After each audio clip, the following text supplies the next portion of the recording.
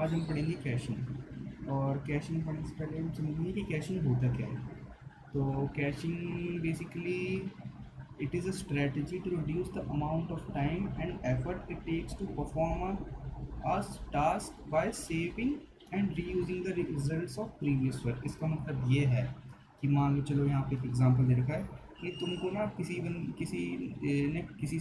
किसी ने पूछा तुमसे कि 8 × 57 कितना होता है, ठीक है। तो तुमने क्या करा, तुमने जल्दी जल्दी उसको कैलकुलेट करा और कैलकुलेट करके तुम्हारा आंसर है 456। अब 456 को क्या करा तुमने ना, एक स्टिकी नोट पे उसका आंसर लिख लिया, ठीक है।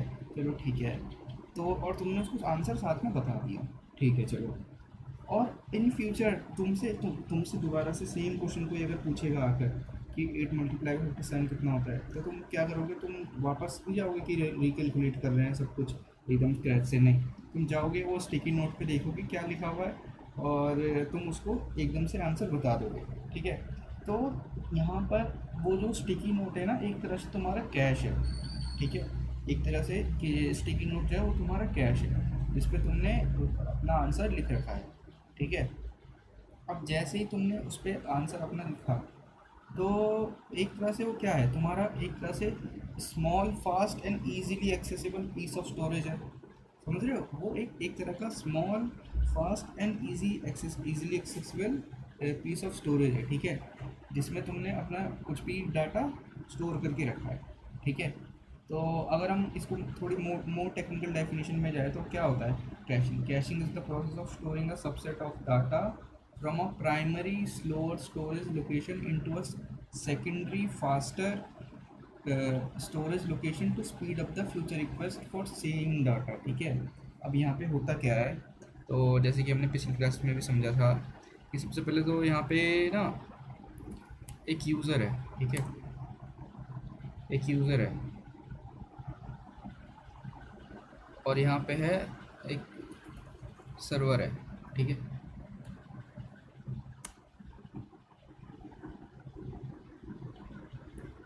एक ही सर्वर है, ठीक है। एक है डाटाबेस, ये है प्राइमरी डाटाबेस, ठीक है।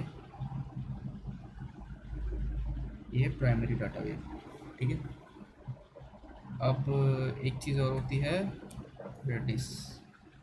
ये होता है तुम्हारा इन मेमोरी डाटाबेस या कैश जिसमें हम स्टोर करके रखते हैं, ठीक है। तो अब ये ना काफ़ी सारे होते हैं, ठीक है। अब इतने सारे हैं, ठीक है। ये तुम्हारा जो है प्राइमरी स्टोरेज है, ठीक है। ये जो है तुम्हारा प्राइमरी स्टोरेज है, ठीक है। और ये जितने भी है ये रेडिस है। रेडिस है, रेडिस को हम क्या बोलते हैं साथ में, इन मेमोरी डाटाबेस। पिछले पिछले लेक्चर्स में मैंने इसको अच्छे से समझाया है, ठीक है। तो और ये तुम्हारा मेन सर्वर है, ठीक है। और ये बेसिकली एक यूज़र है। तो क्या होगा, मैं यहाँ पे ना कुछ ऐसा काम होगा।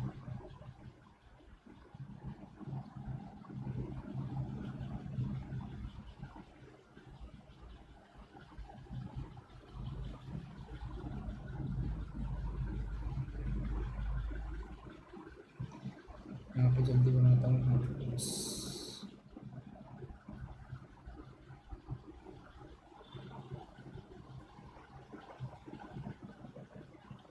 ठीक है।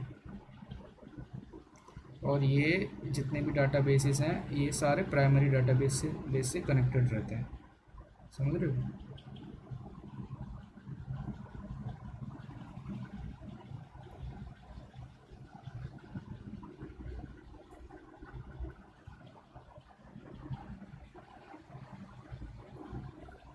ठीक है, तो इतना समझ लो अभी के लिए। तो ये सारे बेसिस, ये सारे होता क्या है, इसका इसका मैं तुम्हें पूरा फ्लो समझाऊँ। तो बेसिकली ये कि यूज़र है, ये मेन सर्वर है, इसके बीच में ये काफ़ी सारे रेडिस या इन मेमोरी डाटाबेसेस हैं, ठीक है। अभी ये सब हटा देते हैं जो ओवरलैप कर रहा है। ताकि चीज़ें क्लियर हो।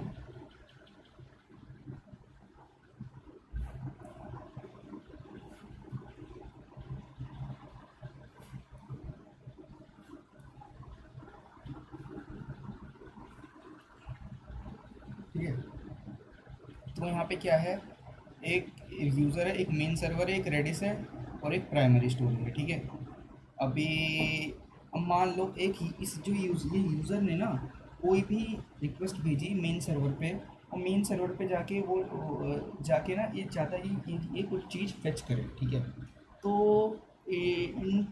मतलब होता क्या है, वो रिक्वेस्ट मेन सर्वर पे जाएगी और वो सर्वर चेक करेगा कि मेरे को किस तरह कौन सा डाटा डाटाबेस से फेच करना है। ठीक है, तो वो सबसे पहले जाएगा इस इन मेमोरी डाटाबेस या रेडिस पे, और रेडिस पे जाके चेक करेगा कि यार वो चीज़ अवेलेबल है या नहीं है। अगर वो अवेलेबल नहीं होगी तो वो सबसे पहले प्राइमरी स्टोरेज पे जाएगा।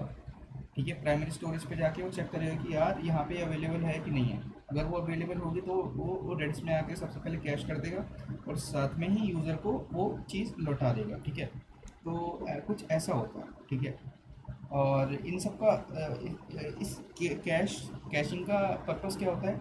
कैशिंग का पर्पस होता है ये ना रिक्वेस्ट को फास्ट कर देता है। पूछो कैसे? अब तुम ही सोचो, जैसे कि मैंने पिछली डाटाबेस वाली क्लास में बताया था कि किसी भी डाटाबेस से स्टोर मतलब किसी भी डिस्क से, ये जो प्राइमरी स्टोरेज है ये एक तरह का डिस्क ही तो है ना? और ये एक तरह का ये जो है ये इन मेमोरी डाटाबेस है, एक तरह की रैम है, समझ रहे हो? और एक रैम एक डिस्क से फास्ट होती है हमेशा। ठीक है, तो हम कभी भी कुछ भी डाटा यहाँ रेडिस से फेच करेंगे वो ऑब्वियसली फास्ट होगा इन कंपैरिजन टू अगर हम उसको प्राइमरी स्टोरेज से डिस्क से फेच करेंगे। समझ रहे हो? ठीक है, तो कैशिंग का बेसिकली यही पर्पस होता है कि ये फ्यूचर की रिक्वेस्ट को स्पीड अप कर दे। क्यों? ठीक है, और कोई भी रिपीटेटिव क्वेरी है वो उसको बार बार सर्वर पे जाके उसको बार बार रिकॉल ना करे। समझ रहे हो? अगर मैं इसको एग्जांपल से समझाऊँ तो यहाँ पे देखो, यहाँ पे गूगल सर्च का एग्जांपल देखो। ठीक है, अब गूगल सर्च पे मान लो कि कोई, अब ना जैसे कि दिल्ली का मौसम अभी कैसा है, कितना अजीब सा है। ठीक है, तो कभी भी बारिश हो जाती, कभी भी गर्मी। तो अभी अब मान लो कोई बंदा है दिल्ली में बैठा हुआ है और उसने क्या करा, गूगल पे गया और गूगल पे जाके ने सर्च मारा what is the weather of Delhi. ठीक है, what is the weather of New Delhi.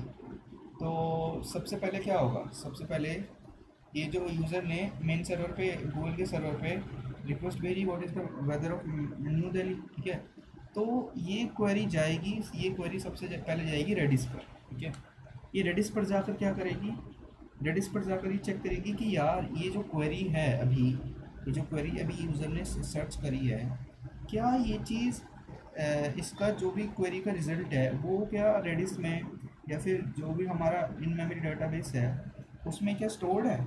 इसका आंसर है अवेलेबल है। तो अगर होगा तो ठीक है, वरना फिर वो प्राइमरी स्टोरेज पे जाएगा या फिर वो उसको कैलकुलेट करेगा किसी थर्ड पार्टी एक्सटर्नल सर्विस की मदद से, जैसे कि कोई कंपनी हो गई जो वेदर डिटेक्ट करती है वो। ठीक है, कहीं से भी, तो वो या फिर थर्ड पार्टी सर्विस पे जाएगा।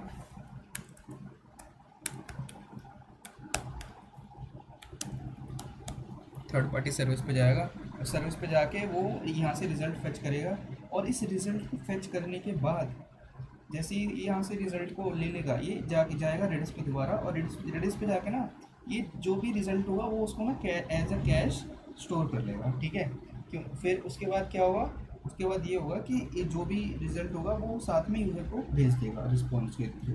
ठीक है, अब इन फ्यूचर मान लो, इन फ्यूचर सेम 10,000 लोग आए, मान लो सेम 10,000 लोग आए और सेम क्वेश्चन पूछ रहे हैं कि भाई what is the weather of New Delhi. तो अब क्या होगा, अब क्या करेगा, अब इसको ना बार बार इस थर्ड पार्टी सर्विस पे, ये थर्ड पार्टी सर्विस मान लो ये वेदर एपीआई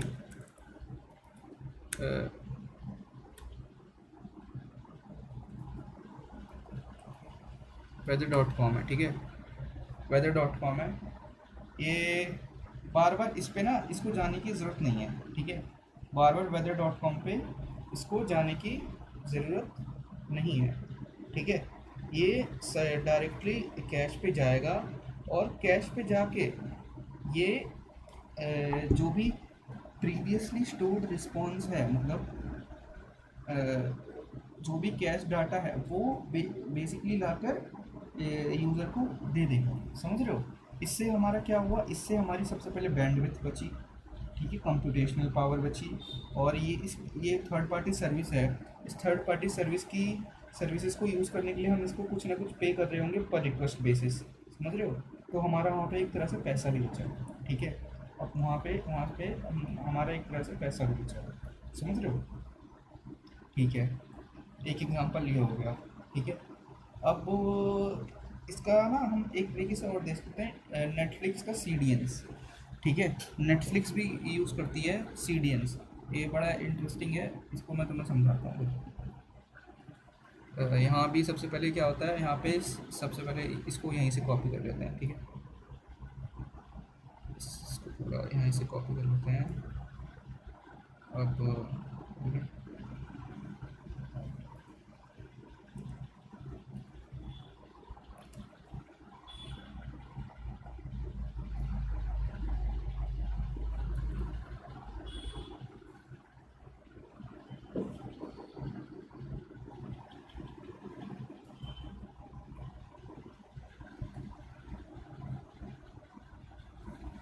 ठीक है। तो अब क्या होगा यहाँ पे देखो, अब मान लो इतने सारे यूज़र्स हैं, ये ना वर्ल्ड मैप है, अभी यहाँ पे वर्ल्ड मैप जैसा दिख नहीं रहा है, लेकिन मान लो ये पूरा ये जो स्क्रीन है वो वर्ल्ड मैप है, ठीक है। अब ये यहाँ पे मान लो ये सर्वर जो है ये एशिया में है, ये USA में है, ठीक है, या मान लो ये कनाडा में है, ये मान लो ऑस्ट्रेलिया में है, ठीक है। मान लो इतनी जगह इसके सर्वर है, ठीक है।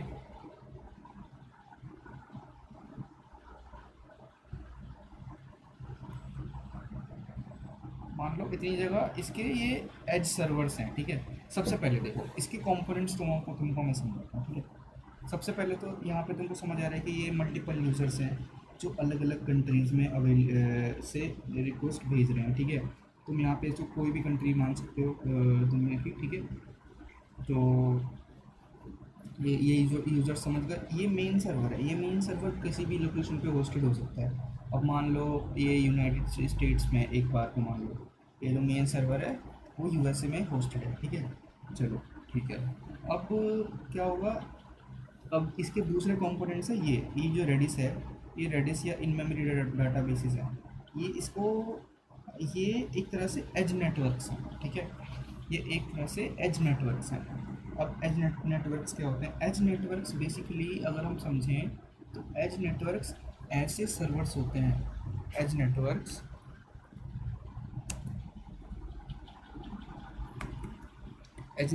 ऐसे सर्वर होते हैं जो स्ट्रैटेजिकली यूज़र के नियरेस्ट लोकेशन पे प्लेस करे जाते हैं, ठीक है। जैसे कि मान लो यहाँ पे इंडिया में ना, इंडिया से मेरे को बहुत हैवी ट्रैफिक आ रहा है, मेरी वेबसाइट पे हैवी ट्रैफिक आ रहा है एकदम। तो मैं क्या करूँगा, वो इंडिया में ना स्पेसिफिकली मान लो मेरे को मुंबई से ट्रैफिक आ रहा है, ठीक है। मुंबई से बहुत सारे यूज़र्स मेरी वेबसाइट वो कर रहे हैं, विज़िट कर रहे हैं। तो मैं क्या करूँगा, अब मैं मुंबई में ना अपना एक सर्वर बिठा दूँगा, ठीक है, ताकि मेरे जो भी यूज़र मेरी सर्विसेज यूज़ करना चाहते हो, मुंबई वाला सर्वर उनका लोड हैंडल कर पाए। समझ गए? मुंबई वाला सर्वर उनका लोड हैंडल कर पाए। इसी तरह से ये जितने भी सर्वर्स हैं वो अलग अलग लोकेशंस पे पूरे वर्ल्ड में कहीं ना कहीं यूज़र्स के पास डिप्लॉयड है, ठीक है। जैसे कि मान लो ये यूज़र जो है वो एशिया में है, ठीक है। तो मैंने एक सर्वर एशिया में डिप्लॉय कर दिया।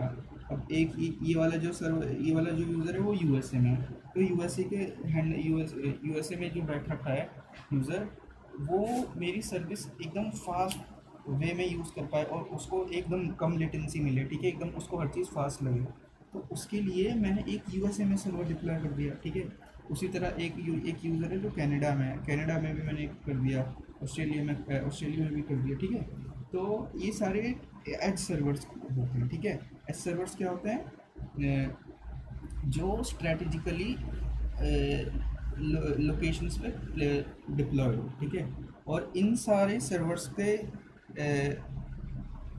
बंडल को हम एज नेटवर्क बोलते हैं, ठीक है। मल्टीपल मतलब सेट ऑफ सर्वर्स को जो स्ट्रेटेजिकली प्लेस्ड हों उसको हम एज नेटवर्क्स बोलते हैं, ठीक है। ठीक है, चलो इतना समझिए। और अब ये है हमारा प्राइमरी डाटाबेस। प्राइमरी डाटाबेस ये है हमारा प्राइमरी डाटाबेस जिसमें हमारी सारी चीज़ें स्टोर्ड है, हमारी जिसमें सारी चीज़ें ए टू जेड चीज़ सारी इस प्राइमरी डाटाबेस में स्टोर्ड है, ठीक है।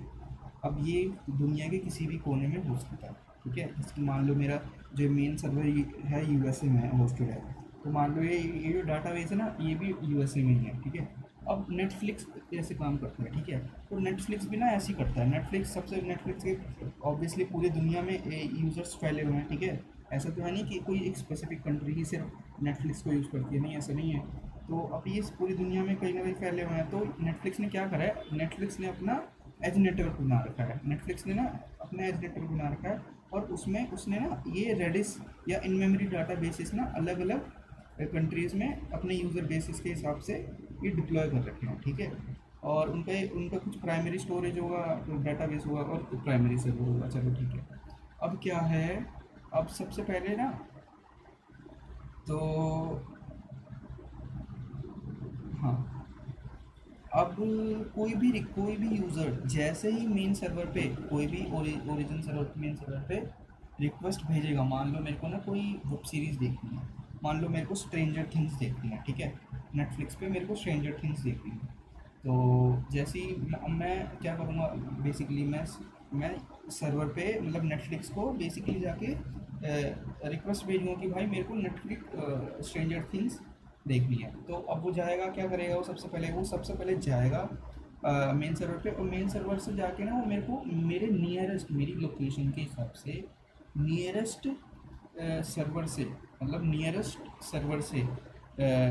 कैश से मतलब nearest Redis in memory database से नियरेस्ट सर्वर से जाके वो स्ट्रेंजर थिंग्स को देखिए कि यार क्या वो चीज़ जो मैंने वेब सीरीज रिक्वेस्ट करी है वो मेरे पास वाले सर्वर में अवेलेबल है या नहीं है, ठीक है।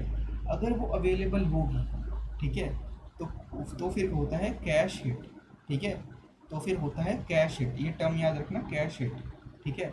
अगर हम जो डाटा ढूंढ रहे हैं वो डाटा कैश में मिल गया, हमारे इन मेमोरी डाटाबेस में वो डाटा मिल गया, तो हम उसको बोलते हैं कैश हिट, ठीक है, उसको बोलते हैं कैश हिट, ठीक है। चलो, तो अगर कैश हिट है, ठीक है, इस केस में तो क्या होगा, वो स्ट्रेंजर थिंग्स जो है मेरे नेटवर्क के थ्रू HTTP प्रोटोकॉल के ज़रिए नेटवर्क के थ्रू मेरे तक वो आराम से भेज दी जाएगी, ठीक है। मतलब मेरे क्लाइंट पे भेज दी जाएगी, या मैं टीवी में देख रहा हूँ या लैपटॉप में देख रहा हूँ, मोबाइल में देख रहा हूँ, ठीक है। वो मेरे क्लाइंट पे एच सर्वर के थ्रू एच सर्वर से किसी भी HTTP प्रोटोकॉल के थ्रू वो भेज दी जाएगी, ठीक है। चलो इतना हो गया। अगर मान लो वो एज सर्वर पे अवेलेबल नहीं है, वो वेब सीरीज स्ट्रेंजर थिंग्स मान लो वेब सर्वर पे एज सर्वर पे अवेलेबल नहीं है, ठीक है, एज नेटवर्क पे अवेलेबल नहीं है, तो फिर क्या होगा, वो ना सबसे पहले प्राइमरी डाटाबेस पे जाएगा और प्राइमरी डाटाबेस से वो पूरी फेच करेगा एज सर्वर पे, ठीक है, एज नेटवर्क पे। और फिर जैसे ही वो हो जाएगा वैसे ही वो मेरे को वेब सीरीज़ वापस मेरे को भेज देगा, ठीक है, समझ रहे हो। अगर वो कैश हिट होता है, अगर डाटा वहाँ पे नहीं है जो हम ढूंढ रहे हैं, तो वो सबसे पहले उसको कैलकुलेट करेगा, उसको फेच करेगा जहाँ से भी करना हो, ठीक है, और उसको आराम से फिर मेरी तरफ भेज देगा, समझ रहे हो। इसका देखो और हाँ, एक चीज़ और, ये जो एज सर्वर्स है, एज नेटवर्क है, इनको हम ना पॉइंट ऑफ प्रेजेंस भी बोलते हैं, ठीक है, POP, यहाँ पे समझ लो, POP, पॉइंट ऑफ प्रेजेंस, ठीक है, प्रेजेंस। तो ठीक है, अब इतना समझ गए। यहाँ पे देखो, ओरिजिन सर्वर समझ गए, एच सर्वर समझ गए, और द वर्क फ्लो व्हेन, यहाँ पे तुम समझ सकते हो जैसे कि पढ़ के, it check the Frankfurt edge server has a cache copy if not cache miss, देखो देख रहे हो, कैश मिस अगर नहीं होगा तो क्या होगा, कैश मिस होगा, ठीक है, कैश मिस होगा, और अगर होगा तो क्या होगा, कैश हिट होगा, ठीक है। The Frankfurt server request the show from US origin server once. समझ रहे हो? अगर मान लो मेरे एच सर्वर पे वो चीज़ अवेलेबल नहीं है, तो वो मेन सर्वर पे जाके, मेन डाटाबेस में जाके वो चीज़ पहले फेच करेगा और उसको कैश करेगा, फिर मेरे को भेज देगा आराम से। समझ रहे हो? ठीक है, चलो। और इतना होता है कैश एक एक वर्कफ्लो में। और हम इसको ना एक तरह से ना स्मार्ट कैशिंग भी कर सकते हैं। अब इसका मतलब क्या है, यहाँ पे पढ़ो। Netflix uses algorithms to predict what's popular in a region, proactively caches that content। तो देखो अब ना एम एल जो है वो यहीं काम आती है एक तरह से, अगर तुम समझो। कैसे एम एल तुम्हारा ऑब्वियसली कुछ भी डाटा प्रिडिक्ट करने के काम आती है ना। तो नेटफ्लिक्स क्या करता है, अब नेटफ्लिक्स ना अपने एल्गोरिथम्स लगा के एरिया वाइज ना चेक करता है कि यार इस रीजन में किस किस तरह के शोज या कौन सा शो सबसे ज़्यादा देखा जाता है। समझ रहे हो? तो वो उस एल्गोरिथम को यूज़ करके वो सारे शोज पता लगा लेता है, और फिर उस एज सर्वर पे जाके उसको टाइम टू टाइम ना, या फिर उसको एक बार में ही सारी चीज़ें फेच करके रखता है। समझ रहे हो? इसको हम बोलते हैं स्मार्ट कैशिंग। ठीक है। तो इससे क्या होता है, इससे ये होता है कि उस रीजन के लोगों को वो स्पेसिफिक सीरीज़ देखने के लिए ना, मतलब वो चीज़ उनको बहुत फास्ट लगती है। समझ लो, बहुत फास्ट होता है चीज़। ठीक है। इससे एक तरह का यूज़र एक्सपीरियंस बेटर होता है। ठीक है, चलो इतना समझ गए। और एक एग्जांपल और समझ सकते हो, ट्विटर वाला। ट्विटर में क्या है, जैसे कि अब मान लो कि ट्विटर ऑब्वियसली इतने सारे लोग हैं यूज़ करते हैं। मान लो इंडिया में है, ठीक है। इंडिया में अब मान लो पॉलिटिक्स, मतलब सॉरी, इंडिया में अभी ना कहीं पे वोटिंग चल रही है। ठीक है। अब वोटिंग चल रही है तो ऑब्वियसली इंडिया में पॉलिटिक्स, तो पॉलिटिकल मुद्दे जो हैं, जो भी टॉपिक्स हैं, वो ऑब्वियसली अभी के टाइम पे पीक पे होंगे, अभी बहुत फेमस होंगे, ट्रेंडिंग ट्रेंडिंग टॉपिक होगा। ठीक है। तो ना अभी ट्विटर क्या करता है, ट्विटर भी यही करता है। ट्विटर अपने एमएल मॉडल्स के ज़रिए ट्रेंडिंग टॉपिक्स को ढूंढता है। ठीक है, नंबर्स के हिसाब से। तो जैसे तो अब किस रीजन में कौन सा ट्रेंडिंग टॉपिक है, ठीक है। तो अगर मान लो एक पोस्ट किसी की वायरल जाती है, इसका मतलब वो बहुत लंबे समय तक किसी कैश्ड सर्वर पे सेव्ड है। समझ रहे हो? समझ रहे हो? इसका मतलब ये होता है। तो इससे क्या होता है बेसिकली, जो एक मान लो एक एक पोस्ट है जो वायरल चली गई। ठीक है, एक पोस्ट है जो वायरल चली गई, इसका मतलब ये है कि वो वो बहुत ही ट्रेंडिंग है, सबसे पहली बात ऑब्वियसली। तो अब क्या करना पड़ेगा, अब क्योंकि उसको हज़ारों लोग, लाखों लोग उसको देखना चाहेंगे, तो उसको बार बार आकर रिक्वेस्ट करेंगे। तो क्या होगा, वो ना एज सर्वर पे जाके स्टोर हो जाएगा, ताकि हम उसको जैसे ही फेच करना चाहें उसको डायरेक्टली हम उसको भेज सकें। क्योंकि ऑब्वियसली हम उसको फेच कैश करके रखेंगे इन मेमोरी डाटाबेस में, जो रैम है वो फास्ट होता है। तो जैसे ही कोई आएगा हमसे मांगेगा, हम उसको एकदम से उसको भेज देंगे। समझ रहे हो? ऐसे ही यूज़र एक्सपीरियंस अच्छा होगा, और हमको ना क्या बोलते हैं, मेन सर्वर पे लोड भी नहीं पड़ा किसी चीज़ का। और इसका कैशिंग का एक बहुत बड़ा फ़ायदा ये भी होता है कि मेन सर्वर जो होता है उस पर ना ज़्यादा लोड नहीं पड़ता ऑब्वियसली, क्योंकि ये पूरा जो है नेटवर्क की रिक्वेस्ट है वो डिस्ट्रीब्यूट हो चुकी है। नेटवर्क की रिक्वेस्ट जो है वो डिस्ट्रीब्यूट हो चुकी है अलग अलग सर्वर्स पे। तो मेन सर्वर पे उतना लोड नहीं आता। समझ रहे हो? मेन सर्वर पर उतना लोड नहीं आता। ठीक है। और अब कैशिंग भी ना एक तरह से अलग अलग तरीके की होती है। अब मैं अगर तुम्हें इसमें समझाऊँ तो इसमें तुम्हें अभी ज़्यादा डीप जाने की ज़रूरत नहीं है, वरना तुम ओवरवेलम हो सकते हो। तो इसमें सबसे पहला है नेटवर्क लेवल कैशिंग। ठीक है। अब नेटवर्क लेवल कैशिंग क्या होता है? नेटवर्क लेवल अगर कैशिंग में तुम्हें समझाऊँ, तो नेटवर्क लेवल कैशिंग में सबसे पहला आता है CDN। ऑब्वियसली जो मैंने अभी बता रहा था, CDN ही है ये। CDN ही है ये, जो मैं अभी जो भी डायग्राम मैंने बनाया है, एक CDN ही है। ठीक है। इसमें देखो क्या होता है, इसमें it caches static content closer to users to reduce latency, the duration content stays in cache is controlled by the setting TTL। तो अगर मैं तुम्हें समझाऊँ तो देखो, ये CDN सबसे पहले तुम्हें समझने की ज़रूरत है कि किस तरह का कंटेंट स्टोर करके रखता है, ये स्टैटिक फाइल स्टोर करके रखता है बेसिकली, ठीक है। अब स्टैटिक फाइल्स का क्या, HTML CSS जावास्क्रिप्ट या कोई भी इमेज वीडियो, समझ रहे हो, ऐसे तरह का डाटा, ठीक है। कोई भी पोस्ट, कोई भी जैसे डाटा, कुछ भी, समझ रहे हो। तो अब और ये डाटा के कोई भी स्पेसिफिक डाटा है वो कितने समय तक के लिए स्टोर करके रखना है, ये हम कैसे डिफाइन करते हैं, ये कौन सी सेटिंग से होता है, ये होता है TTL से। ये बेसिकली एक तरह की सेटिंग होती है जो टाइम टू लिव डिसाइड करती है। इसका मतलब इसकी फुल फॉर्म ही TTL की full form time to live होती है, ठीक है। अब TTL डिसाइड करती है कि ये जो स्पेसिफिक डाटा है जो हमने कैश करके रखा है वो कितने समय तक के लिए कैश कर कर रखना है, समझ रहे हो, ठीक है। तो इसको हम नेटवर्क लेवल कैशिंग की CDN का पार्ट होती है। अब नेटवर्क लेवल कैशिंग में एक एक तरह की कैशिंग और होती है, उसको बोलते हैं DNS कैशिंग।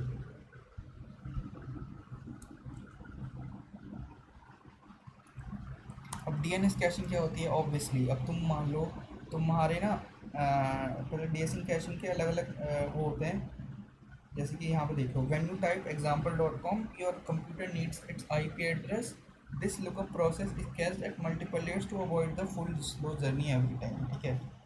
यहाँ पे देखो, और कहाँ ब्राउज़र में ऑपरेटिंग सिस्टम और रिकर्सिव रिजॉल्वर कैश, ठीक है।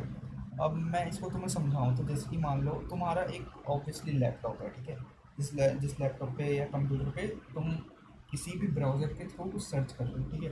अब मान लो मैं फर्स्ट टाइम में जाके मैंने करा google.com, ठीक है।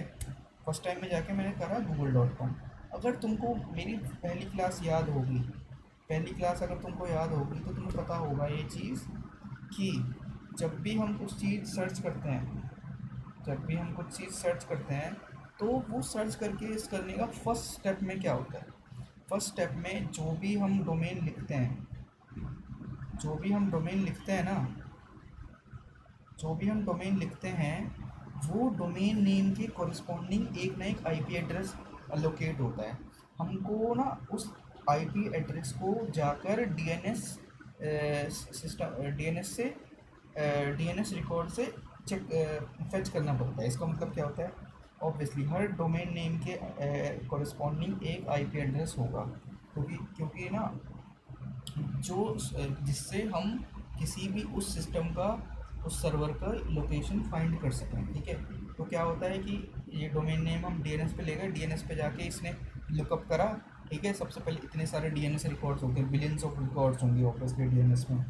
अब उसमें ये जाके सबसे पहले सर्च करा और उसका IP एड्रेस निकाल दिया। जैसे यहाँ पे मैंने सर्च मारा google.com, तो DNS रिकॉर्ड में जाके google.com का IP एड्रेस फेच कर लेगा, ठीक है। चलो फेच कर लिया। अब जैसे ही उसने DNS रिकॉर्ड फेच करा तो वो क्या पता है उसको कैश करेगा अलग अलग लेवल पे। क्यों, ताकि एक जगह से मान लो अगर छूट भी जाए तो दूसरी जगह की हम यूज़ कर सकें, ठीक है। और अलग अलग लेवल पे इसलिए भी स्टोर होता है, कैश होता है, ताकि हम ना क्या बोलते हैं,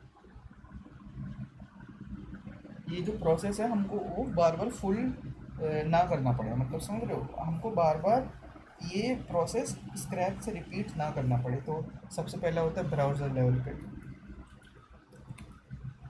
ठीक है। फिर होता है OS लेवल पे, ठीक है। फिर होता है रिकर्सिव,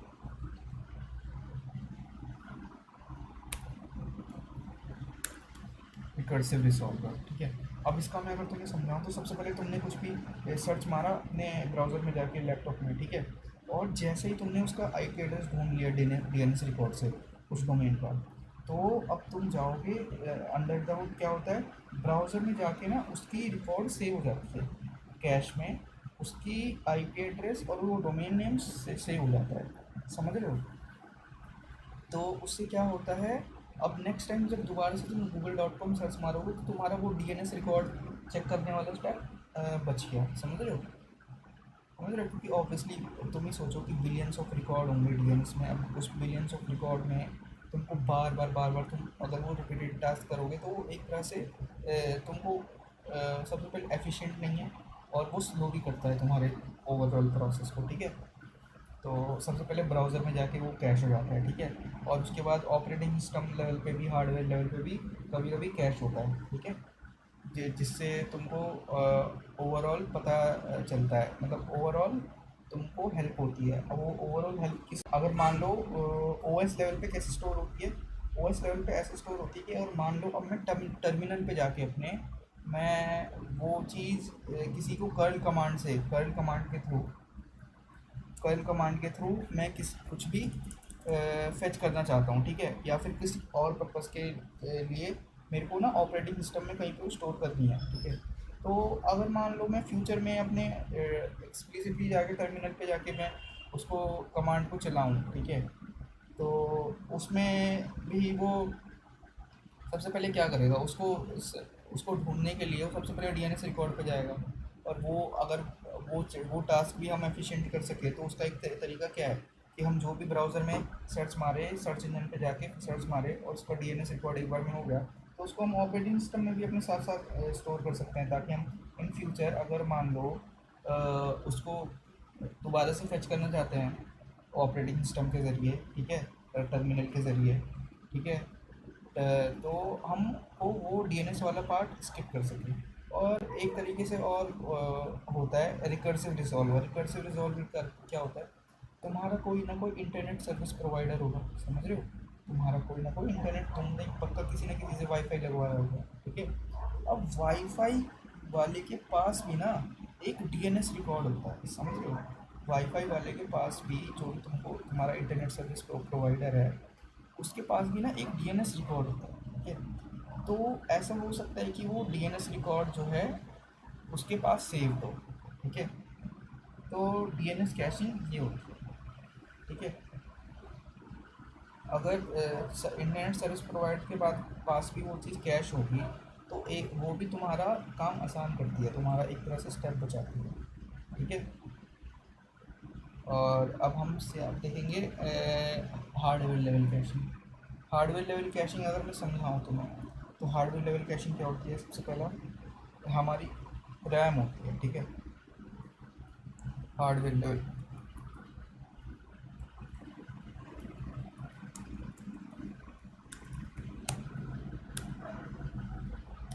हार्डवेयर लेवल कैशिंग, तो अब मान लो L1, L2, L3 कैश, ठीक है। अब देखो यार, जब भी तुम अगर किसी रैम को जाओ, तो जब भी तुम कोई इंटेल के प्रोसेसर के बारे में ऑनलाइन देखते हो, तो वहाँ पे लिखा रहता है कि कैशिंग क्या, कैसे, मतलब कौन सा कैश सपोर्ट करता है, L4, जैसे कि अभी मेरे हिसाब से लेटेस्ट L5 या L6 है, ठीक है। अभी तुम सर्च मार सकते हो L1, L2, L3, ये सब अलग अलग लेवल्स होते हैं कैशिंग के रैम के अंदर, ठीक है। L1 सबसे फास्ट होता है, ठीक है, L1 सबसे फास्ट होता है। ये मतलब कुछ साइकिल्स में, मतलब जब भी तुम कुछ चीज़ फेच करते हो ना अपने सीपीयू से, तो ना ये ऑब्वियसली साइकिल्स में काम करता है, ठीक है। इसका मतलब क्या है, मतलब कुछ साइकिल्स लगती हैं कि मतलब राउंड अप, तुम जब भी ऑपरेटिंग सिस्टम पढ़ोगे तब तुमको ज़्यादा अच्छे से पता चलेगा, ठीक है। तो बेसिकली अभी समझ सकते हो कि कुछ साइकिल्स ऑफ ऑपरेशंस के बाद ही कुछ चीज़ तुम फेच करते हो, क्योंकि उसमें कोई कुछ ना कुछ स्पेसिफिक एनर्जी, कुछ कंप्यूटेशन पावर होती है, ठीक है। तो वो कुछ साइकिल्स, तो L1 जो होता है ना, L1 मान लो 10 साइकिल्स के अंदर कर रहा है, मान लो 10 साइकिल्स के अंदर ना, या फिर मान लो सिर्फ 100 साइकिल्स के अंदर तुम्हारा कोई भी स्पेसिफिक डाटा जो है वो तुम्हारा फेच करके लिया आ रहा है, ठीक है। हार्डवेयर लेवल कैशिंग का तो फ़ायदा क्या होता है, मैं तुम्हें यहाँ समझाता हूँ। हार्डवेयर लेवल कैशिंग में अगर मान लो तुमने अपने रैम के अंदर कुछ कैश करके रखा है, ठीक है, तो अगर तुमने रैम के अंदर कैश कराया और वो L1 कैश में अवेलेबल है, ठीक है, तो अगर इसके अंदर अवेलेबल है ना, तो वो फिर 100, मान लो 100 साइकिल्स के अंदर, 100 सीपीयू साइकिल्स के अंदर वो आ जाएगा, ठीक है। 100 सीपीयू साइकिल्स के अंदर तुम्हारी वो चीज़ फेच हो जाएगी आराम से, ठीक है। लेकिन मान लो अगर तुम उसको उसी को डिस्क के अंदर स्टोर करके रखो और तुम उसको अगर डिस्क से फेच कर रहे हो, तो हो सकता है तुम्हारे 1 मिलियन साइकिल्स लग जाए। तो तुम ही देखो ध्यान से कितना बड़ा गैप है, मतलब 100 साइकिल्स और 1 मिलियन साइकिल्स, मतलब कितना ज़्यादा बड़ा गैप है, समझ रहे हो। कितना बड़ा गैप है, समझ रहे हो कितना ज़्यादा बड़ा गैप है। तो एक रैम ना तुम्हारे हार्डवेयर लेवल कैशिंग पे कितना ज़्यादा टाइम बचा सकती है, इतनी ज़्यादा कंप्यूटेशन पावर, या फिर क्या बोल सकते हैं, टाइम बचा सकती है, समझ रहे हो। और उसमें इतना ही है। अभी इसके बाद है software level caching. Software level caching अगर मैं समझाऊँ तो इसमें है, इसके सॉफ्टवेयर लेवल कैशिंग में मैंने तुम्हें जैसे बताया अभी, इसके लिए पहली बात अलग अलग टूल्स यूज़ होते हैं, जैसे कि रेडिस हो गया सबसे पहले, नम नम कैस्ट हो गया, ठीक है। अलग अलग टूल्स होते हैं, ठीक है। और ए डब्ल्यू एस की एक सर्विस होती है, A W S elastic cash, ठीक है। वो भी यूज़ होता है कैशिंग के लिए, ठीक है। तो अगर हम इसमें डीप डाइव करें, जो कि हमने पहले से बता रखा है ये सब चीज़ें, इन मेमोरी का तुम्हें मतलब बताइए। इन मेमोरी का मतलब क्या है, जो मेन मेमोरी में हो, ठीक है। इसका मतलब मेन मेमोरी क्या होती है, मेन मेमोरी रैम होता है, ठीक है। Not a disk but a RAM, ठीक है। इन मेमोरी क्या होता है, मतलब रैम, मतलब हम इन मेमोरी का मतलब ये होता है, हम जितना भी डाटा स्टोर कर रहे हैं वो एक रैम के अंदर कर रहे हैं इंस्टेड ऑफ अ डिस्क, ठीक है। और परसिस्टेंस का मतलब क्या होता है, परसिस्टेंस का मतलब मैंने बताया कि क्या बोलते हैं कि पिछली बार डाटाबेस वाली क्लास में, परसिस्टेंस का मतलब जो ऐसा डाटा जो स्टोर करके रखे कुछ भी चीज़, ठीक है। अब लेकिन अब तुम बोल रहे हो कि भैया कि अगर आप बोल रहे हो कि, एक मिनट, अगर आप बोल रहे हो कि ये जितना भी हम कैशिंग करते हैं वो एक रैम के अंदर स्टोर होता है, रेडिस के अंदर स्टोर होता है, ठीक है। वो रेडिस या मैम कैस्ट के अंदर स्टोर होता है, और ये जो होता है एक तरह की रैम होती है, ठीक है। और रैम हमें पता है कि एक बार अगर रिबूट हुआ कुछ भी, तो वो अपने आप ही उसका जितना भी डाटा है वो सब उड़ जाता है, ठीक है। अपने आप उसका डाटा उड़ जाता है। लेकिन अब आप कह रहे हो कि ये परसिस्टेंस भी होना चाहिए, ठीक है। तो फिर हम ये चीज़ कैसे अचीव करते हैं, मतलब रैम है, वॉलेटाइल है, और रिबूट के बाद उसका सारा डाटा उड़ जाता है, लेकिन अब हम उसको परसिस्टेंस बनाना चाहते हैं, तो हम इसको कैसे अचीव करेंगे, इसको हम ऐसे अचीव करेंगे कि जैसे कि मान लो, अब हमें ना ये पता है कि हमारा जो जो भी सर्वर है, जो भी इन मेमोरी डाटाबेस है, वो ना हमको पता है कि अब रिबूट होने वाला है। तो रिबूट के जस्ट पहले हम क्या करेंगे, उसकी जितनी भी स्टेट होगी उसका ना एक स्नैपशॉट ले लेंगे, समझ रहे हो। उसकी सारी डिटेल्स ले लेंगे, डिटेल्स मतलब उसके अंदर क्या क्या डाटा सेव है, कितना डाटा सेव है, कहाँ का डाटा सेव है, मतलब इसका ना एक तरह से स्नैपशॉट ले लेंगे, ठीक है। सारी डिटेल्स का स्नैपशॉट ले लेंगे, और वो सारी डिटेल्स का हम अपने परसिस्टेंट स्टोरेज, मतलब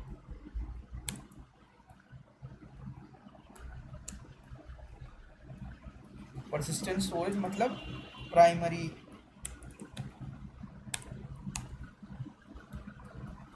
अपने प्राइमरी परसिस्टेंट स्टोरेज मतलब प्राइमरी अपने डाटाबेस में जाकर उसको उसका वो स्नैपशॉट सेव कर देंगे, ठीक है। और जैसे ही ये जो जो भी रेडिस होगा, मतलब इन मेमोरी डाटाबेस होगा, वो रिबूट हो जाएगा, वो रिबूट हो जाएगा, तो वो सबसे पहले जाएगा परसिस्टेंट स्टोरेज में और चेक करेगा कि इसकी प्रीवियस स्टेट क्या थी। वो स्नैपशॉट वो उठाएगा और जितना वो डाटा इसमें पहले था वो उसको वापस से फेच कर लेगा, समझ रहे हो। इससे हमारा क्या हो गया, इससे हमारा जो है हमने कोई डाटा लूज़ भी नहीं करा, ठीक है। वॉलेट मतलब रिबूट के बाद, समझ रहे हो। इससे हमारा जो है रेडिस या इन मेमोरी डाटाबेस है वो परसिस्टेंस हो गया, ठीक है। और की वैल्यू पेयर, मतलब हमारा जितना भी डाटा होता है वो एक तरह से की वैल्यू पेयर में स्टोर होता है। और नो एसक्यूएल, नो एसक्यूएल अगर मैं यहाँ पे तुम्हें समझाऊँ तो इसका मतलब ये है कि कोई हम कोई भी डाटा सेव करें तो उसका कोई स्पेसिफिक स्कीमा नहीं है, ठीक है। हम वैसा जैसा डाटा चाहे डाल सकते हैं और जैसा चाहे उसमें स्टोर कर सकते हैं, ठीक है। हमको कोई रिस्ट्रिक्शन नहीं है, ठीक है। चलो, अब यहाँ पे कैशिंग अलग अलग तरीके की होती है, ठीक है। अलग अलग तरीके की कैशिंग स्ट्रैटेजी होती है, तो इसमें हम हाउ एंड व्हेन पढ़ेंगे, ठीक है। तो सबसे पहला है लेज़ी कैशिंग, ठीक है। ये सबसे क्या बोलते हैं, कॉमन है, ठीक है। तो इसका हम सबसे पहले देखेंगे कि this is the most common, हाँ ऑब्वियसली। तो इसका इसका मोटो क्या होता है, इसका मोटो सबसे पहले हम समझने की कोशिश करेंगे, don't do the work until you have, ठीक है, मतलब जब तक तुम्हें ज़रूरत ना पड़े तब तक तुम मत करो कुछ भी काम, ठीक है। इसके और तो इसके अगर हम थोड़ा समझे कि ये होता कैसे, तो application needs data, it checks the cache first. इसमें होता क्या है, जैसे कि मैंने बताया था यहाँ पे, मैंने बताया था इस एग्जांपल में। तो इस एग्जांपल में कैसे बताया था कि सबसे पहले मेन सर्वर पे जाएगा, मेन सर्वर पे जाके ये सबसे पहले रेडिस में चेक करेगा। रेडिस में अगर वो डाटा होगा और कैश हिट होगा, रेडिस जब भी डाटा मिलता है तो कैश में तो क्या होता है, कैश हिट। जैसे कैश हिट होगा तो वो वापस यूज़र को पहुंच जाएगा, ठीक है। लेकिन कैश कैश मिस होता है, तो कैश मिस होता है तो प्राइमरी सोर्स पे जाके वो डाटा फेच करेगा, कैश करेगा और फिर वापस यूज़र को भेज देगा, ठीक है। तो ये कैश असाइड, ये लेज़ी कैशिंग ही मेथड होता है, ठीक है। यहाँ पे पढ़ो देखो, अगर वो हिट हुआ, ठीक है, it checks the cache first, मतलब कुछ भी एप्लीकेशन नीड्स डाटा या फिर यूजर नीड्स डाटा, ठीक है। तो it checks the cache first, ठीक है। अगर और उसके बाद जैसी कैश कर चेक करा तो पहला हो सकता है या तो कैश हिट होगा, ठीक है, मतलब डाटा मिल जाएगा। अगर मिल गया तो awesome, return the data from the cash, ठीक है, तो आराम से वो कैश से डाटा रिटर्न कर देगा। लेकिन अगर मान लो मिस हो गया तो क्या होगा, fetch data from the main database और store a copy in the cache, return the data, ठीक है। तो क्या होगा, ये मेन डाटाबेस में जाके जो भी डिटेल है वो फेच करेगा और फिर इस यहाँ पे आके रेडिस में आके वो कैश करेगा, उसकी कॉपी बना के अपने पास रख लेगा और वो डाटा यूज़र को भेज देगा, समझ रहे हो। तो इसको हम लेज़ी कैशिंग बोलते हैं या कैश असाइड बोलते हैं, ठीक है। अब उसके अलावा एक अप्रोच होती है राइट थ्रू कैशिंग, ठीक है। अगर हम इसको समझे तो ये अप्रोच का मोटो क्या होता है, सबसे पहले देखो, ये सबसे पहले ये अप्रोच है डाटा कंसिस्टेंसी को प्रायोरिटाइज करती है, ठीक है। इसका मतलब क्या है, इसका मतलब सबसे पहले हमको इसका मोटो देखो, keep the cash in database in sync at all times. इसका मतलब क्या है, अब हम ना वेट नहीं करेंगे कि सर्वर की यूज़र कब रिक्वेस्ट भेजेगा या नहीं भेजेगा। हम ना टाइम टू टाइम अब चेक करते रहेंगे कि यार डाटाबेस में, प्राइमरी डाटाबेस में कोई चेंजेस तो नहीं हुए हैं। अगर कोई चेंजेस हुए होंगे तो हम उसको ना रेडिस को इंस्टेंटली अपडेट कर देंगे, समझ रहे हो। उसको इंस्टेंटली अपडेट कर देंगे। हम ये नहीं देखेंगे कि भाई जब यूज़र कोई स्पेसिफिक डाटा रेडिस से कोई कोई स्पेसिफिक डाटा फेच करना चाहे, फिर हम उसको रेडिस में देखेंगे, अगर अवेलेबल हुआ तो ठीक है, नहीं तो हम तभी उसको एट द टाइम उसको प्राइमरी डाटाबेस से फेच करेंगे। नहीं, ये इस चीज़ का वेट नहीं करता, ये पूरी कॉपी बना के रखता है प्राइमरी डाटाबेस की अपने पास, समझ लो। इसके कुछ कुछ प्रोज है, कुछ कुछ कॉन्स है। सबसे पहला प्रो है कि the cash is never steel. इसका मतलब ये है, कैश जो है ना हमेशा अप टू डेट रहता है, हमेशा अप टू डेट रहता है, कभी भी आउटडेटेड नहीं रहता, कभी भी खाली नहीं रहता, ठीक है। और कौन सी ये है कि write operations are slower since you are writing two places. इसका मतलब ये है कि जब भी तुम यूज़र कोई कोई यूज़र ऑब्वियसली प्राइमरी डाटाबेस में तुम कुछ अपडेट कर रहे हो तो तुमको साथ में ना रेडिस में भी अपडेट करना पड़ता है, समझ रहे हो। तो एक साथ तुम दो जगह राइट कर रहे हो, राइट ऑपरेशन परफॉर्म कर रहे हो, तो उस केस में ना तुम्हारी जो क्वेरी है वो थोड़ी स्लो हो जाती है, समझ रहे हो। इसका ये कॉन्स है, ठीक है। अब मान लो अब तुम हर चीज़ डाटाबेस में कैश तो कर रहे हो, रेडिस में कैश तो कर रहे हो, लेकिन तुमको ये भी पता हो कि एक रैम की कुछ ना कुछ लिमिट होती है और एक लिमिट के बाद वो ज़्यादा डाटा अपने अंदर सेव करके नहीं रख सकता। उस केस में क्या करना होता है, उस केस में बेसिकली तुम जब तुम्हारा क्या बोलते हैं कैश फुल हो जाए तो क्या करना पड़ता है, उसके लिए ना तुम्हें इविक्शन पॉलिसी डिफाइन करनी पड़ती है। और अलग अलग तरह की इविक्शन पॉलिसी होती है, तो ऐसा जैसे कि होता है, पहला है नो इविक्शन। नो इविक्शन का मतलब तुम्हारी कोई इविक्शन पॉलिसी ही नहीं है, ठीक है। ये सबसे वर्स्ट है कि भाई, क्योंकि अगर एक टाइम के बाद तुम्हारा डाटा रेडिस फुल हो गया, मतलब इन मेरी डाटा बेस है जो फुल हो गया और तुमने कोई इविक्शन पॉलिसी तुम्हारे पास है नहीं, तो उस केस के बाद जैसे तुम्हारा फुल हो जाएगा ना, उसके बाद से एरर फेंकना चालू कर देगा, समझ रहे हो। और क्रैश होने के, सर्विस क्रैश होने के चार्जेस बढ़ जाएंगे या फिर तुम्हारा जो डाटा लॉस होंगे, ठीक है। और तुम्हारा रिस्पॉन्स जो मिलना चाहिए तुम्हें वो नहीं मिलेगी। और इसके अलावा एक एक होता है एल आर यू का मतलब है लीस्ट रिसेंटली यूज, समझ रहे हो। एल आर यू का मतलब है लीस्ट रिसेंटली यूज। अब ये बेसिकली होता क्या है, एल लीस्ट रिसेंटली इसके नाम से ही जाना है। एल आर यू का मतलब बेसिकली लीस्ट रिसेंटली मतलब जो बहुत टाइम से ना, मतलब मान लो यूज़ नहीं हुआ, बहुत टाइम से जो यूज़ ही नहीं हुआ है, ठीक है, ऐसे ही पड़े पड़े बस धूल खा रहा है, ठीक है, जो बहुत टाइम से यूज़ नहीं हुआ है, लीस्ट रिसेंटली यूज, ठीक है, मतलब उसका बहुत टाइम से कोई भी ऐसा पीस ऑफ डाटा है जो कैश्ड है लेकिन वो बहुत टाइम से यूज़ नहीं हुआ है, तो ऐसा डाटा ना वो खाली कर देता है, मतलब हटा देता है, एविक्ट कर देता है, जो हमें नए स्पेस की ज़रूरत होती है, समझ रहे हो। ये एल आर यू पॉलिसी इसको बोलते हैं। और इसका दूसरा होता है L F you, least frequently use, ठीक है। लीस्ट फ्रीक्वेंटली यूज़ का मतलब क्या होता है, अगर लीस्ट फ्रीक्वेंटली यूज़ का मतलब मैं बताऊँ तो लीस्ट फ्रीक्वेंटली यूज़ का मतलब होता है कि कौन सा ऐसा डाटा है जो उतनी बार उतनी फ्रीक्वेंटली यूज़ नहीं होगा, समझ रहे हो।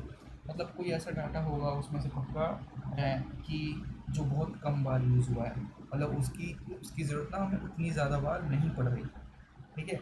ऐसे डाटा को हम ना ज़रूरत पड़ने पे हटा देते हैं कैश मेमोरी से, ठीक है, ताकि हम थोड़ा सा स्पेस अवेल कर पाएँ और नया डाटा ले पाएँ। और एक चीज़ होती है टी टी एल भी हम यूज़ करते हैं इविक्शन पॉलिसी को के लिए। टी टी एल मैंने बताया था, टी टी एल क्या होता है बेसिकली,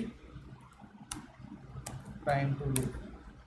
ये बेसिकली एक ऐसी पॉलिसी होती है, ऐसी सेटिंग होती है जो ना कोई भी स्पेसिफिक डाटा का की लाइफ को डिपेंड करती है, कि भाई आप ना इतने समय तक के लिए ही कैश रहोगे, उसके बाद आपको अपने आप ही हटना पड़ेगा, डिलीट कर दिया जाएगा, ठीक है। अब इतनी चीज़ें होती हैं कैशिंग में। अब तुम्हारा मतलब as a back end developer तुम्हारा क्या क्या वो होता है, रोल्स क्या होते हैं, तुम्हें क्या क्या चीज़ें और आगे पढ़नी चाहिए, ठीक है। तो सबसे पहला कि डाटाबेस क्वेरी कैशिंग, ठीक है, कि अगर मान लो तुम तुम्हारे पास ना कोई एक ऐसी एसक्यूएल क्वेरी है जो बहुत स्लो है, और टाइम लेगी, तुम्हें पता है कि पहले से कि ये स्लो है और ये बहुत टाइम लेगी, तो क्या करोगे तुम किसी भी स्पेसिफिक एरिया में जाकर सबसे पहले सुबह सुबह वो क्वेरी रन कर दोगे और उसका जितना भी डाटा है वो कैश कर दोगे, ठीक है, और वो कैश करके कहीं पे स्टोर कर लोगे, तो उसके बाद ना कोई भी यूज़र आएगा वो सेम डाटा फेच करेगा, तो उसको ऑब्वियसली चीज़ें फास्टर लगेंगी, ठीक है। एक ये एग्जांपल हो सकता है। और दूसरा सेशन स्टोरेज, कि जैसे कि मैंने बताया था एक ऑथराइजेशन वाली क्लास में भी, ऑथेंटिकेशन एंड ऑथराइजेशन वाली क्लास में, कि हम रेडिस को यूज़ करते हैं कि ऑथराइजेशन सेशन स्टोरेज, मतलब सेशन को मैनेज करने के लिए, ठीक है। एक ये हो गया ए पी आई कैशिंग, ठीक है। ए पी आई कैशिंग एक बहुत अच्छी चीज़ होती है अगर मैं समझाऊँ तो, और इम्पोर्टेंट भी होती है, क्योंकि ये एक ऐसी चीज़ होती है जो तुम्हारे पैसे बचा सकती है। अब कैसे, अब क्योंकि देखो A P I caching basically, अब तुम मान लो तुम कोई भी ऐप बना रहे हो, तो उसमें ऐप में कुछ ना कोई थर्ड पार्टी सर्विस ना तुम यूज़ करोगे। जैसे कि एग्जांपल के लिए बताऊँ तो तुम कोई भी पेमेंट के लिए सर्विस यूज़ करोगे एक्सटर्नल, या फिर कुछ ओ टी पी के लिए एक्सटर्नल सर्विस यूज़ करोगे, ठीक है। और उसमें तुम ना एक चीज़ मेक श्योर करना चाहोगे कि यार मैं ना कहीं कभी इसकी रेट लिमिटिंग कैपेसिटी हिट ना कर पाऊँ। इसका रेट लिमिटिंग कैपेसिटी मतलब, इसका मतलब ये है, तुम मतलब कोई भी एपीआई ना, मतलब पर सेकेंड किसी स्पेसिफिक नंबर ऑफ रिक्वेस्ट को ही हैंडल कर सकती है, मतलब उसके बाद ना वो तुमको एज अ बॉट या फिर एब्यूज़ की तरह देखेगी, ठीक है। और ये एक तरह का सिक्योरिटी मैकेनिज्म भी होता है अगर तुम समझो, क्योंकि तुम ही देखो, अगर मान लो एक ना अटैक होता है डीडोस अटैक, एक तरीके का अटैक होता है डीडोस अटैक। तो इसमें क्या होता है बेसिकली, कोई भी एक हैकर होता है वो ना किसी स्पेसिफिक सर्विस पे जाके मिलियंस ऑफ रिक्वेस्ट एक पर सेकंड भेज देता है, तो उससे क्या होता है सर्वर पे लोड पड़ता है तो सर्वर डाउन हो जाता है, ठीक है। तो एक तरह का सिक्योरिटी मैकेनिज्म होता है, जब भी सर्वर को लगता है कि यार ये कोई ऐसा ऐसा है जो अटैक कर रहा है, कि मतलब जो अननेसेसरी रिक्वेस्ट भेज रहा है टू फ्रिक्वेंटली, ठीक है, टू फ्रिक्वेंटली ये कुछ ज़्यादा रिक्वेस्ट भेज रहा है, तो उसके बाद वो उसको ब्लॉक कर देती है, तो उस आई पी एड्रेस को, ठीक है, जिससे वो रिक्वेस्ट आ रही है, ठीक है। चलो, अब इसमें क्या होगा, इसमें फिर हम क्या करते हैं, हम ना लिमिट्स डिफाइन कर देते हैं, रेट लिमिटर लगा देते हैं, कि भाई आप ना पर सेकंड इतनी की रिक्वेस्ट भेजते हो।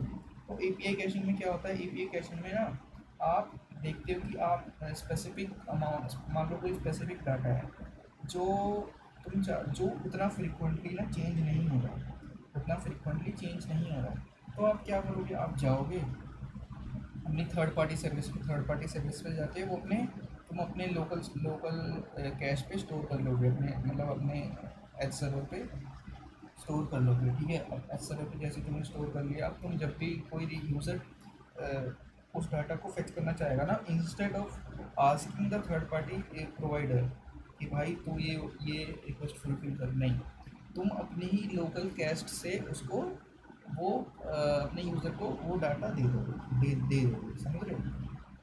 इससे क्या होगा, इससे तुम, क्योंकि तुम उसको ऑब्वियसली पर रिक्वेस्ट बेसिस पे करते हो थर्ड पार्टी सर्विस को, तुम पर रिक्वेस्ट बेसिस पे करते हो, तो इन तो अगर तुम अननेसेसरी रिक्वेस्ट बार बार भेजते रहोगे, क्योंकि भाई सेम डाटा आ रहा है हर बार, तो तुम्हें पता है वो डाटा उतना चेंज हो नहीं रहा है, सेम डाटा आ रहा है हर बार, तो मैं क्यों ना वो रिक्वेस्ट एक बार 1000 बार भेजने की जगह एक ही बार भेज दूँ, मेरे पैसे बच जाएंगे उससे, समझ रहे हो। तो ये ऐसा होता है। और रेट लिमिटिंग का मैंने बताया दिया कि रेट लिमिटिंग तुम्हें लगाना पड़ता है कि ताकि तुम बॉट्स को और अब्यूसिव अब्यूज़र को, मतलब अब्यूसिव यूज़र्स को रोक पाओ, ठीक है, हैकर्स को रोक पाओ कि वो तुम्हारी एपीआई को एक्सप्लॉइट ना कर सके, ठीक है। तो कैशिंग में इतनी सारी चीज़ें हैं। अभी कैशिंग ख़त्म नहीं हुआ, कैशिंग एक बहुत बड़ा पार्ट है, ठीक है, बहुत बड़ा, मतलब इसमें काफ़ी चीज़ें पढ़ने के लिए अभी, लेकिन इतना एज अ बिगनर तुमको उतनी चीज़ें अगर पता हो तो दैट इज़ वेरी गुड, ठीक है। और इसके बाद तुम अगर इसके बाद तुम इसको इम्प्लीमेंट कर सकते हो किसी भी प्रोग्रामिंग लैंग्वेज को उठा के थोड़े से ट्यूटोरियल्स और देख के। ये सारी चीज़ें काफ़ी इंपॉर्टेंट है, क्योंकि जब तुम्हें बेसिक्स नहीं पता रहेंगे कि वो क्या चीज़ होती कैसे है, तो तुम क्या करो, समझ रहे हो। तो आज की इतनी